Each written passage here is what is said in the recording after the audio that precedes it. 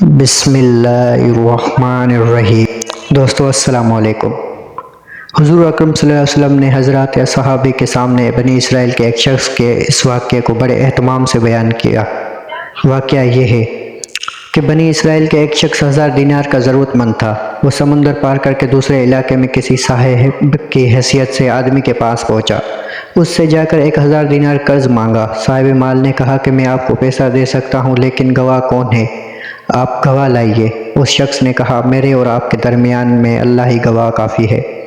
تو صاحب مال نے کہا کہ بھائی پھر کفیل ذمہ دار لاؤ، تاکہ اگر آپ نے ادائی نہیں کیا تو میں آپ کے کفیل سے وصول کر لوں گا۔ اس شخص نے پھر کہا کہ میرے اور آپ کے درمیان اللہ ہی کفیل ہے۔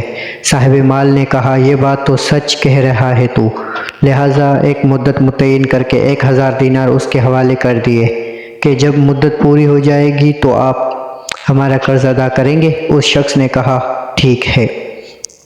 پھر یہ شخص 1000 دینار قرض لے کر سمندر پار کر کے اپنے گھر پہنچ گیا اور اس سے اپنی ضرورتیں پوری کی۔ جب قرض کی مدت پوری ہو گئی تو وہ شخص ادا کرنے کے لیے 1000 دینار لے کر قرض خواہ کے یہاں پہنچنے کے لیے روانہ ہو گیا۔ سمندر کے پاس پہنچ کر کشتیاں تلاش کرنے لگا، لیکن کوئی بھی کشتی نہیں ملی۔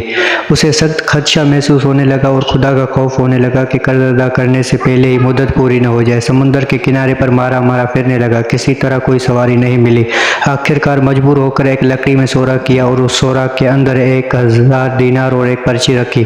پرچی کے اندر اس نے لکھا اے سمندر، میرا قرض ادا کرنے میں تو ہی حائل ہو رہا ہے، لہٰذا میں اپنا قرض تیرے حوالے کرتا ہوں، اب تو ہی ذمہ دار ہے۔ چنانچہ لکڑی کے سوراخ میں یہ پرچی اور 1000 دینار رکھ کر سوراخ بند کر دیا۔ اس کے بعد اس لکڑی کو سمندر میں یہ کہہ کر بہا دیا کہ اب تو ہی ذمہ دار ہے، اور اللہ سے دعا کی اے اللہ میرا قرض ادا کرنے میں یہ سمندر ہی حائل ہے، میں تجھے گواہ بناتا ہوں اور تو ہی گواہ ہے اور تو ہی کفیل ہے۔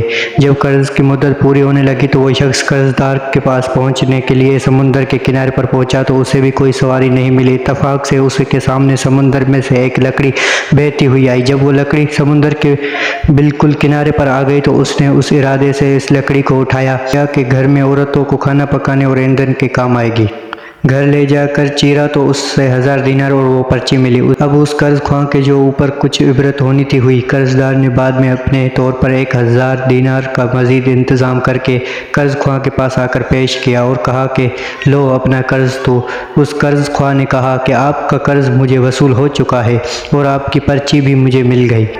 اللہ تعالیٰ کی طرف سے اس کے ساتھ یہ غیبی مدد اس لیے ہوئی کہ یہ اللہ سے محبت رکھتا ہے، اس لیے کہ امانت کی ادائیگی اللہ سے محبت کی علامت ہے۔ سبحان اللہ۔